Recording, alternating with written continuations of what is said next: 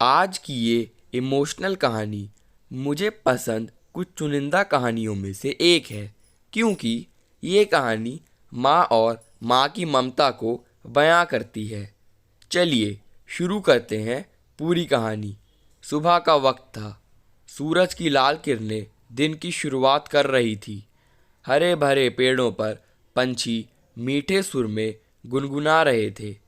ऐसे मधुर वातावरण में सरस्वती अनाथ आश्रम छोटे बच्चों की सेवा कर रहा था। कभी कभार शायद माँ का प्यार भी कम पड़ जाए, लेकिन इस आश्रम में बच्चों को मिलने वाले प्यार में कभी कमी नहीं आती थी। सूरज की कोमल धूप में मात्र 15 से 16 की पीहू सूरज को एकटक निहार रही थी। तभी उतने में उसे एक ख्याल आया।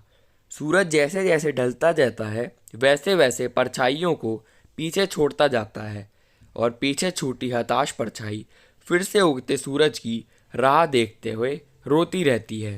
इस विचार से पीहू का मन भर गया और उसे अपनी माँ की याद आई। तभी वह अपने मन ही मन में बोलने लगी, माँ तुझे याद नहीं है कि मेरे पापा मुझे छोड़कर कब भगवान के पास चले गए?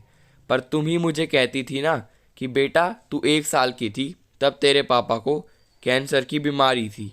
इस वजह से तेरे पापा भगवान के घर चले गए। लेकिन तकदीर की लड़ाई में मैंने हार नहीं मानी पीहू बेटा। मुझे तेरा साथ यह कठिन दुख की लड़ाई जीतनी है।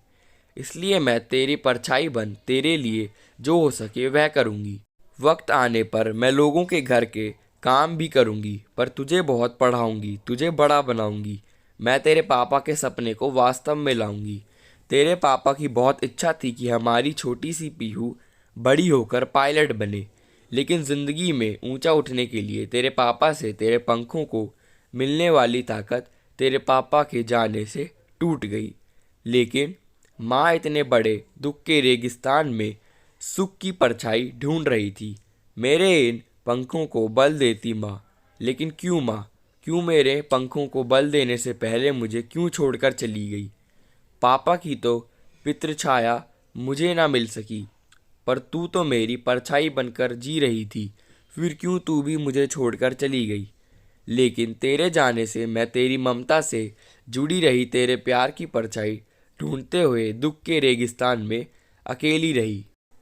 अब मेरे पापा के सपनों को साकार करने के लिए कौन मुझे ताकत देगा? बोलना माँ, पीहू मन ही मन बोल रही थी। तभी उतने में प्यार और ममता से सभी लड़का लड़कियों से बर्ताव करने वाला सीमा मैडम ढूंढते हुए पीहू को देखने आई और प्यार से बोली, बेटा क्या हुआ, क्यों रो रही हो? तभी पीहू अपने आंसू पोंछते हुए बोली, मैडम मुझे अपनी माँ की बहुत याद आ रही है। तभी सीमा मैडम ने पीहू को अपने सीने से लगाया। वह बोली, देखो पीहू बेटा, ऐसे नहीं रोते। मुझे पता है तुम्हारी माँ तुम्हारे लिए प्यार और ममता की परछाई थी, लेकिन उसे भी भगवान ने ले लिया।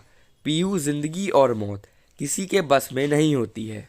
पीहू मैडम के तरफ देखते हुए बोली, मैडम भगवान भी कितने कठोर दिल के होते हैं।